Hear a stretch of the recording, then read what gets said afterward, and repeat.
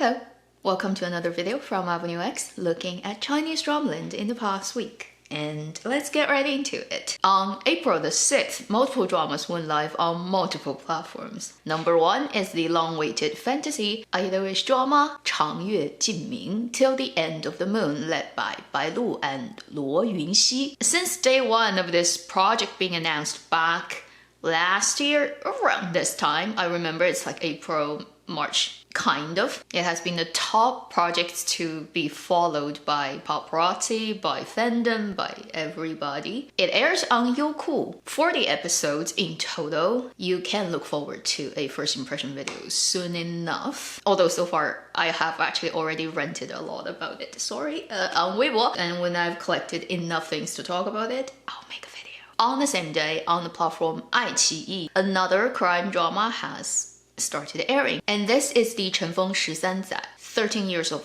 Dust drama led by two Chen Jianbing and Chen Xiao, the older policeman, the younger policeman. And the title is the spoiler of the story, a case that goes across 13 years, across 2 generations of policemen trying to break it. I've watched this drama 4 episodes already, and I will try my best to keep up with it. It's 24, it's gonna finish airing in about 2 weeks time. By the 4 episodes mark, I'm okay with it. I don't think it's impressively good, but it hasn't offended me significantly anyway. And then the next drama, also aired on the same day, is all around very, very problematic and offensive to audiences' eyes and ears and everything, which is a period romantic drama called 恩爱两不疑 The Trust. It's airing on Mango Television, led by Zhang Jike and Song Yanfei. This drama is based on an anime series, so most people who would go in to watch this drama probably already have heard about its original IP and just want to take a look at the live action version of the story.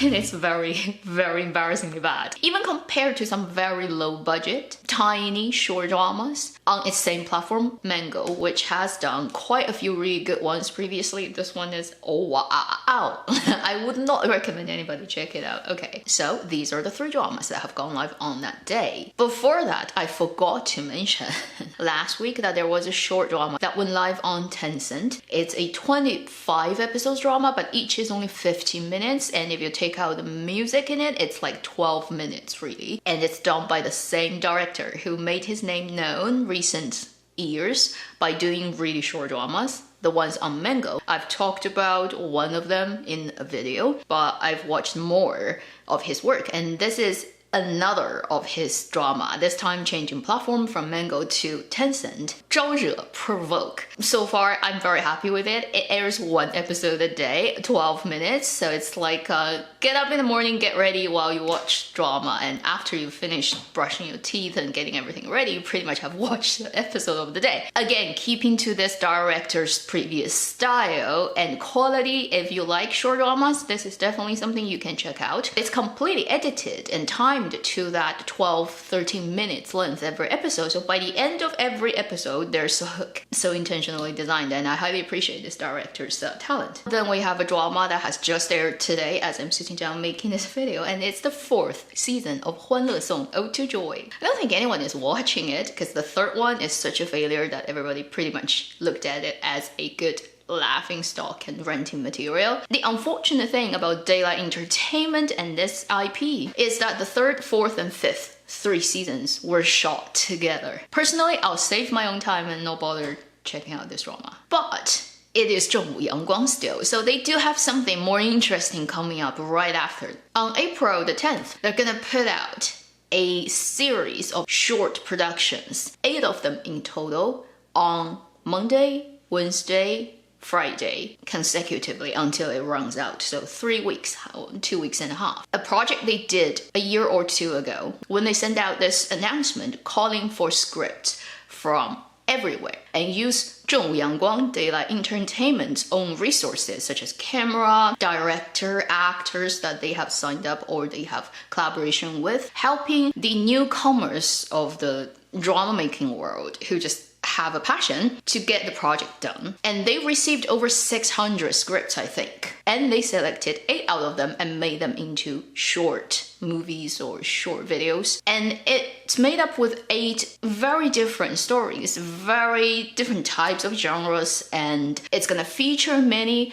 familiar faces that have worked on Zhong Yanguang's project before. This is so far, I think, the only production company in China that have done this type of project. The first one that has put it out. It's really fitting that because of Zhong Yanguang's reputation within the industry as the top-notch leading flagship production company, that they're doing this kind of project that probably is not gonna make them any money, but not saying that they're not gonna find some treasures that's hidden and then creating their future teams of scriptwriters and directors. And it's gonna air on Tencent. So let's see how it's gonna play out. Then a couple of more things on Dramaland. There is a drama that's being rumored will start shooting in May, a contemporary drama set in Shanghai, led by Chen Xiao and Tong Yao. They are gonna play a couple coming from cities outside Shanghai, smaller towns, made their way to the big city, settled down, and all the conflicts you can imagine, career-wise, family life-wise, and buying property-wise.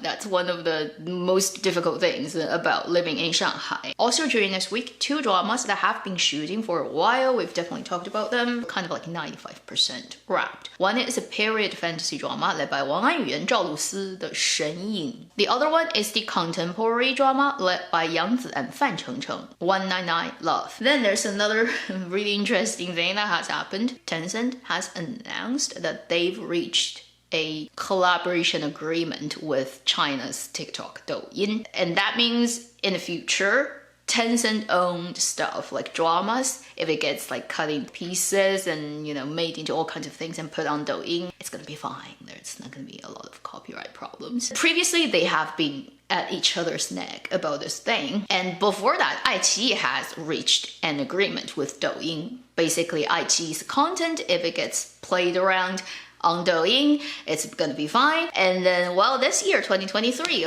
we see that Tencent decided to finally give in and say, okay, we're gonna, The power of short video platforms these days definitely gonna affect how in the future the content gets distributed. In case you're not aware, Pluto has entered Aquarius end of March. It's gonna stay there till I think June and then go back. And then next year it's gonna officially enter for the next 20 years. And just when it starts to dip its toe into Aquarius, we've seen ChatGPT and how fast it has developed, and that's like just like the taste of a total revolution of the information age on planet Earth for the next 20 years. It has just started. Cannot imagine when I'm an old lady, if I am still alive by then, what the world would be like. Whether we would all be connected to some cable from the back of our head. One final thing to wrap up today's video about this week is another sort of house collapsing happening in Chinese entertainment and sports land during this week, which is a quite huge thing, to do with the former Chinese national table tennis team world champion Zhang Jike, this athlete, and his former girlfriend Jing Tian. I'm not gonna go into details about what has happened. If you want to search, just Google, you'll find it. There's one thing very interesting that you can observe. The overall public opinion on it has changed so much from what it was like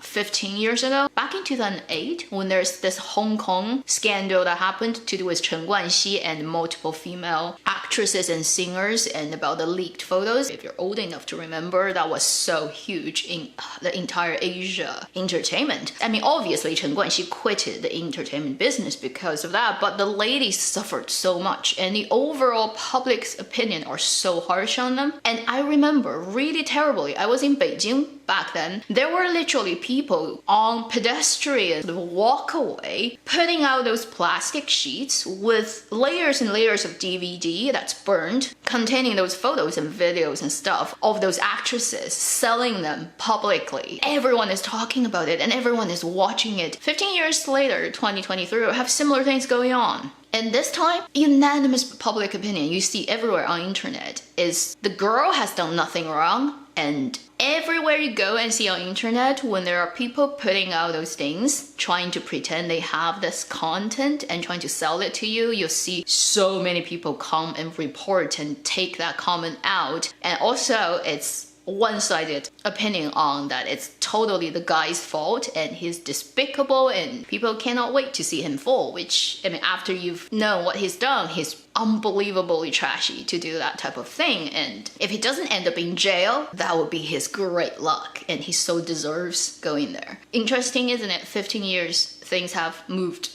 on so far, and incrementally you probably don't realize it, but once in a while a big milestone happens and you realize we have moved on from the old world a lot. Not saying it's perfect yet, but it's a good sign. If you look at the drama that kind of made Jing Tian's second wave of popularity retain that drama, and what her character has gone through in that drama, and certain lines that she said as her character, and you can't help feeling that maybe it's because what she's gone through in her life personally that she's able to do this role so well. And at the time when you're not aware of what has happened to her, you just think that, wow, her acting has gotten better and this is a more suitable role, and the director knows how to make her look pretty, and all that counts. But now knowing what has happened, and you look back at her performance and you're like, oh, it's so 胡歌没长苏, because it reflects parts of his own life and his experience, the whole Nirvana thing. And then you look at Jing Tian and her rattan role. No wonder, right? That role got so successful. And like I said in my last video, middle-aged women next 20 years, you're seeing it happening right in front of your eyes. Thank you for watching Avenue X. I'll see you in my next video. Meanwhile, live long and happy drama watching.